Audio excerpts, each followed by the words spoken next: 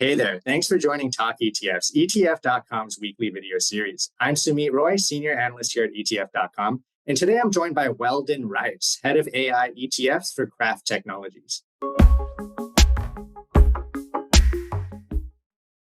Weldon, welcome to the show. Thank you for having me on. It's great to be here. Absolutely. So, Weldon, you have three AI ETFs currently on the market today. Can you tell us what they are and how they work? Absolutely. So our firm, Qraft Technologies, has been using artificial intelligence to construct portfolios since 2016.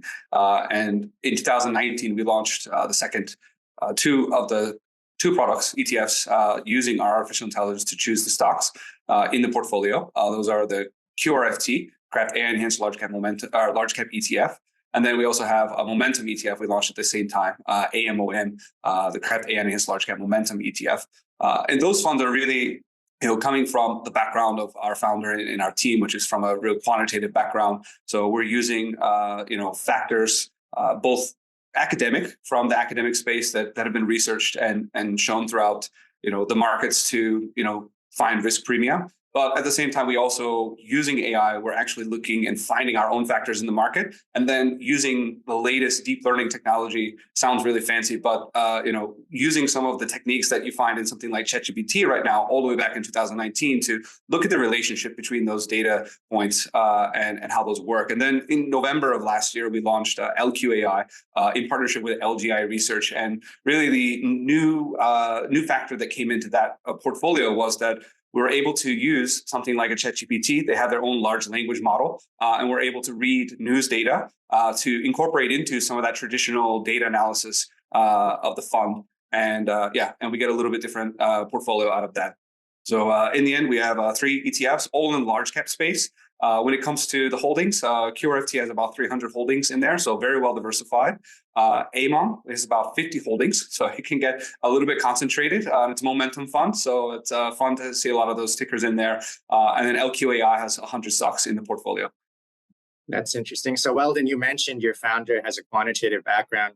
And obviously, AI, when it comes to using AI and investing, it's pretty new as far as I'm aware. But algorithmic trading, quantitative trading, that's been around, I think, for a much longer period of time. So how is AI trading and investing different than algorithmic trading?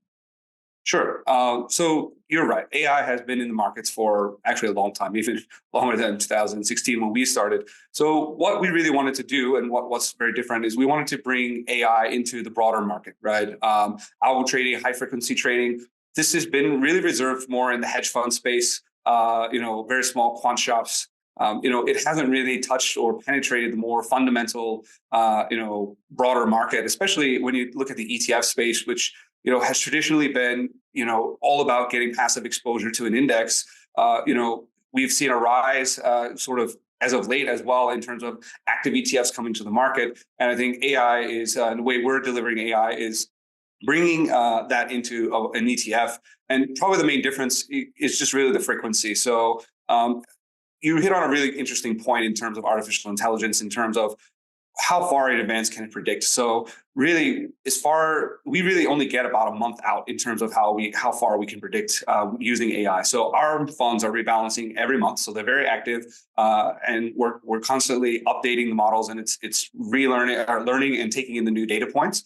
But high frequency algo trading, generally you can get intraday, high frequency. So this is the bigger difference. Obviously, not every investor can stomach that much turnover and everything in the portfolio. And obviously, high frequency comes with a lot of different other challenges that you have to face. So this is more of getting into the traditional active space, but bringing in that quantitative, data-driven approach. What I really find very interesting about AI is it helps to give a systematic approach, but it's not just constrained to some rules, right? We can have some flexibility in terms of how the AI can adjust to the new data in the market. That's sort of one of the big differences between that.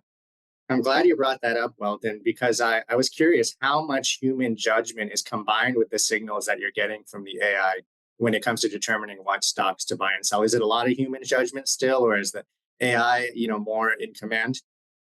So the way we construct our portfolios using AI, In terms of the final portfolio decisions, that is all made by our artificial intelligence model. So we don't, get the result and look at it and go, "Oh no, that's a bad idea," and then make some adjustments here and there. That's the whole point of what we're trying to do with artificial intelligence.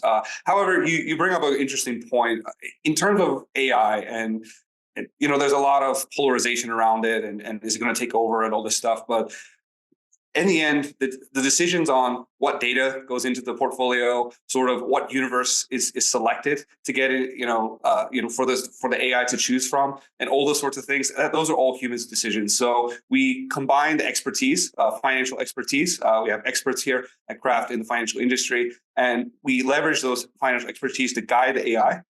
And then we let the AI do what it does best, which is crunching all the data and looking for patterns that humans might find hard to see. And the funds have performed quite well this year. They are outperforming the broader market. Can you give us an example, Weldon, of when AI has helped you buy or sell a stock at the right time?